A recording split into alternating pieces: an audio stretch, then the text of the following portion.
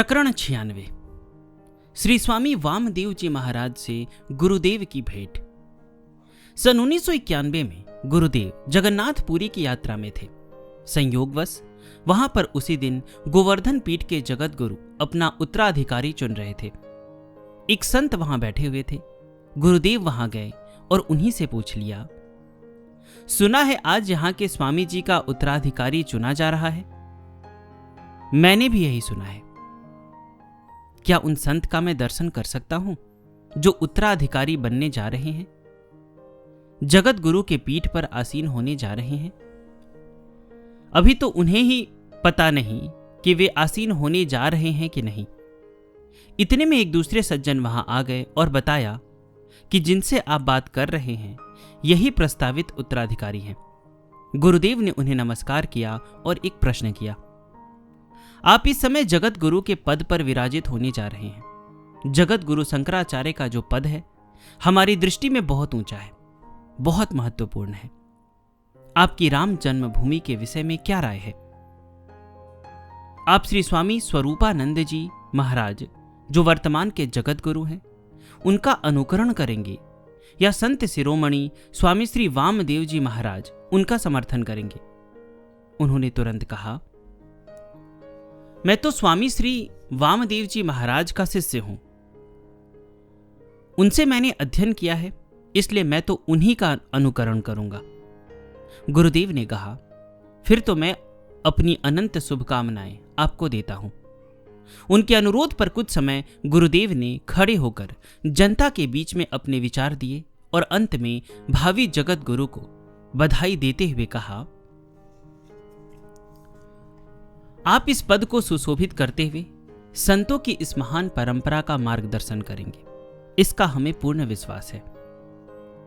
मेरी अपनी पगडंडी है को गुनगुनाने वाले युग पुरुष ब्रह्मर्षि विश्वात्मा बावरा जी महाराज जीवन भर अपनी ही बनाई पगडंडी पर निर्भयता से चलते रहे। उस पगडंडी पर छोड़े गए आपके पद चिन्हों का अनुकरण करते हुए ही विश्व भर में ब्रह्मर्षि मिशन मानव मात्र के कल्याण में नए नए आयाम स्थापित करता चला गया। आप व्यर्थ की भीड़भाड़, आडंबर तथा प्रसिद्धि से बिल्कुल परे रहते। साधु महात्माओं की मंडलियों, संगठनों, संप्रदायों से आप सदा दूर ही रहते। आप महामंडलीश्वरों, महंतों, जगत गुरुओं की गद्दियों से भी विरक्त रहते और शास्त्रार्थ अथवा प्रतिस्पर्धा से स्वयं को सदैव परे ही रखते। परंतु जब भारत के परम विरक्त संत शिरोमणि स्वामी वामदेव जी महाराज के हिंदू धर्म और भारतीय संस्कृति सभ्यता के प्रति अटूट प्रेम तथा राष्ट्र रक्षण की उत्कट अभिलाषा को देखा तो आपके भीतर सुलगती वैदिक सनातन धर्म और राष्ट्र देवो भव भावना की तड़प युक्त ज्वाला धधकने लगी। और अब ऐसा अवसर भी आ गया कि स्वामी वामदेव जी महाराज ने स्वयं आपको धर्म तथा देश रक्षण हेतु आगे आने का अनुरोध किया। संत समिति में सम्मिलित होने का आग्रह किया तो आपने अपनी पुरानी शैली ही बदल दी। आप स्वामी वामदेव जी महाराज को बहुत आदर सम्मान देते हुए उनकी बनाई हुई संत समिति, जो बाद में अखिल भारतीय संत समिति के रूप में भारत भर के विद्वान संतों के संगठन को स्वयं में संजोए हुए थी, में अग्रगण्य भूमिका निभाते रहे। ब्रह्मर्षि मिशन चंडीगढ़ के ब्रह्म विद्या योग शोध संस्थान के विशाल भवन के उद्घाटन के अवसर पर पूज्यपाद स्वामी वामदेव जी महाराज पधारे और अपने कर कमलों से उद्घाटन किया। इस अवसर पर आपने हिंदू धर्म और संस्कृति के अनुसार जीवन यापन करने का आह्वान भी किया। एक बार पूज्यपाद स्वामी जी गुरुदेव के निवेदन पर ब्रह्मर्षि मिशन के केंद्र स्थान आश्रम विराट नगर की सुशांत तपोभूमि पर भी कुछ क्षणों के लिए आए, परंतु यहाँ के एकांतिक, सात्विक व नैसर्गिक सौंदर्य से अभिभूत होकर कई दिन तक यहाँ रहे। इन्हीं दिनों के सामीप्य के फलस्वरूप गुरुदेव स्वामी जी के विद्वता, विरक्तता तथा सादगी युक्त जीवन से अत्यंत प्रभावित हुए। स्वामी जी भी गुरुदेव की उच्चतम श्रोत्रियम ब्राह्मनिष्ठम अवस्था तथा परम विरक्त स्वभाव से अभिभूत हो आपसे अत्यंत प्रीति करने लगे। इसके पश्चात दोनों विद्वान विरक्त संत बहुत सी यात्राओं में साथ साथ रहे और देश भर में बड़ी बड़ी आंदोलनकारी योजनाओं व अभियानों में मुख्य रूप से सक्रिय रहे। इससे पूर्व की उन देशव्यापी उपलब्धियों का उल्लेख किया जाए, स्वामी वामदेव जी महाराज का संक्षिप्त परिचय आवश्यक है। श्री स्वामी वामदेव जी महाराज का जन्म सन 1919 में ग्राम चौंधना, जिला अलीगढ़ के एक ब्राह्मण परिवार में हुआ था। आपके बचपन का नाम बैजनाथ था। आपने आगरा से मिडिल कक्षा तक शिक्षा ली, परंतु कुछ कारणों से आगे पढ़ाई नहीं हो सकी। बैजनाथ जी सन 1936 में अपने एक संबंधी किशोरी लाल जी के साथ गांव चले गए। किशोरी लाल जी का कारागार में बंदियों को भोजन देने का ठेका था। इस कार्य में 16-17 वर्ष के बैजनाथ जी ने भी सहयोग देना प्रारंभ किया और वहां की व्यवस्था को सुचारू स्वरूप प्रदान किया। सन 1936 में जलगांव में स्वामी ब्रह्मानंद जी महाराज आए। स्वामी ब्रह्मानंद जी उच्च कोटि के ब्रह्मज्ञ महापुरुष थे। श्री बैजनाथ जी ने उनका सत्संग प्राप्त किया और ऐसा आध्यात्मिक रंग चढ़ा कि बिना कुछ बताए अज्ञात जंगलों की ओर चल दिए। खोजने पर इनका कहीं पता नहीं चला। एक वर्ष बाद श्री बैजनाथ जी का दर्शन चौंधना में महात्माओं के रहने की कुटिया में हुआ। तभी अचानक स्वामी ब्रह्मानंद जी भी वहां पहुंचे और बैजनाथ जी को चरण स्पर्श करते देख कहा, आ गए अवधूत जी, और उनको जीवन भर अवधूत जी कहकर ही बुलाते रहे। श्री बैजनाथ जी ने ब्रह्मचारी रूप में स्वामी ब्रह्मानंद जी की सेवा में 3 वर्ष व्यतीत किए। स्वामी ब्रह्मानंद जी ने इन्हें भगवा वस्त्र देकर नया नाम वामदेव जी महाराज प्रदान किया। स्वामी ब्रह्मानंद जी के ब्रह्मलीन होने पर आप अध्यात्म के तत्व रहस्य को समझने के लिए भारत भ्रमण के लिए निकल पड़े। आपने कंबली वाले बाबा से योगाभ्यास सीखा और उनके आदेश से शास्त्रीय अध्ययन के लिए निकल पड़े। भारत के महान विद्वान स्वामी मंगलहरि जी से आपने अनेक सद्ग्रंथों का अध्ययन भी किया। अनेक त्यागी, तपस्वी, वीतरागी सिद्ध महापुरुषों के सत्संग सानिध्य से आपकी साधना में उत्तरोत्तर उन्नति होती गई। आप अलीगढ़ नगर के निकट छेरत नामक गांव में एकांत स्थान पर गुफा में निवास करने लगे।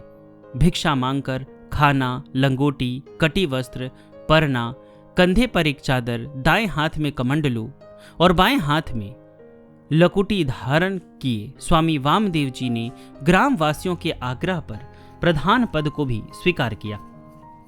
6 महीना तक वहां का चहुमुखी विकास करने के पश्चात उप प्रधान को पद सौंपकर आप पुनः भ्रमण के लिए निकल पड़े। उन दिनों आर्य समाज का प्रचार जोरों पर था। आर्य समाज के कार्यकर्ताओं द्वारा मूर्ति पूजा का खंडन और अंतरजातीय विवाह का प्रचार आपको खटकने लगा और आप सनातन धर्म का जोरों से प्रचार करने लगे।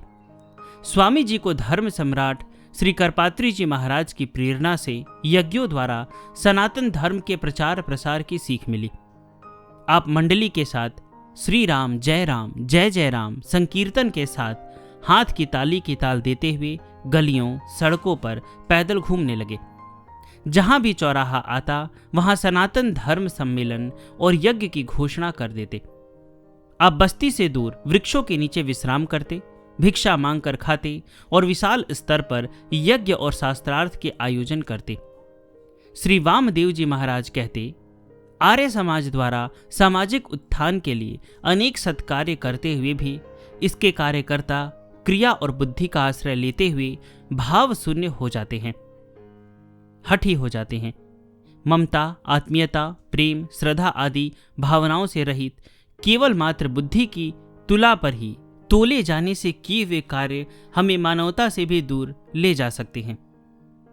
आप ऐसा भी कहते, सनातन धर्म निर्गुण और सगुण दोनों उपासनाओं का समर्थन करता है। जो साधक इंद्रियों को वश में करके मन बुद्धि से परे निर्गुण निराकार को भजता है, वह साधक परमात्मा को प्राप्त करता है। परंतु जो देह में आसक्त है, जिनकी इंद्रियां और मन भटकते हैं, उन साधकों को निराकार ब्रह्म में चित्त लगाना कठिन होता है। मन को एक आधार चाहिए और मूर्ति एक साकार आधार है। वह केवल पाषाण मूर्ति ही नहीं, हमारी भावना ने उसमें प्राण प्रतिष्ठा करके उसे सजीव बना दिया है। इस प्रकार सनातन धर्म के मूलभूत सिद्धांतों का आप सर्वत्र दृढ़ता से पालन करते चले गए। स्वामी जी के त्याग और विद्वता के प्रभाव से अनेक साधक और संत आध्यात्मिक मार्गदर्शन और शास्त्र अध्ययन हेतु आपके संपर्क में आने लगे। आप मंडली के साथ पैदल चलना, भिक्षा में केवल रोटी मांगकर खाना, बस्ती से बाहर रहना आदि नियमों का सख्ती से पालन करते और साधकों से भी करवाते। स्वामी जी महाराज विद्या की नगरी काशी में भी काफी समय रहे। आप स्वयं भी अध्ययनरत रहते और मंडली के विद्यार्थियों को भी नियमबद्धता से पढ़ाते। आपके अध्यापन की बड़ी विचित्र शैली थी। विरक्त विद्वान जिज्ञासुओं का एक झुंड आपके साथ साथ चलता था। स्वामी जी महाराज सन 1978 में भ्रमण करते हुए वृंदावन पहुंचे। वृंदावन में आपकी स्वामी अखंडानंद जी महाराज से भेंट हुई। स्वामी वामदेव जी के त्याग, वैराग्य और विद्वता से प्रभावित होकर स्वामी अखंडानंद जी ने स्वामी जी महाराज को आमंत्रित किया कि आप संतों के सहित सदैव उनके आनंद आश्रम वृंदावन में ही विराजे। अतः स्वामी जी ने लीला पर्यंत आनंद कुटीर को ही अपना मुख्यालय बनाए रखा। भारत में हो रहे धर्मांतरण तथा हिंदू संस्कृति और सभ्यता के बहुमूल्य तत्वों पर हो रहे आघात से स्वामी वामदेव जी महाराज विचलित हो उठे। अतः आपने संपूर्ण संप्रदायों के संतों को एक मंच पर इकट्ठा हो कार्य करने का आह्वान किया। विरक्त विद्वान महात्माओं के संगठन को एक सूत्र में पिरोते हुए आपने संत समिति का एक विशेष नियम बनाया कि जो महात्मा राजनीति में सक्रिय भाग लेगा वह समिति का सदस्य नहीं होगा। इसी संत समिति के तत्वाधान में स्वामी वामदेव जी महाराज ने देश भर के सभी विद्वान संतों को साथ लेकर राष्ट्रव्यापी बड़े बड़े आयोजन किए। अब उनके आग्रह से गुरुदेव ब्रह्मर्षि विश्वात्मा बावरा जी महाराज भी इसमें पूर्णतया सक्रिय हो गए। इसके पश्चात गुरुदेव सतत राष्ट्रव्यापी आंदोलनों में मुख्य रूप से भाग लेने लगे। अब आप धर्म रक्षा और राष्ट्र रक्षा दोनों का साथ साथ प्रचार करते हुए सर्वत्र घूमने लगे।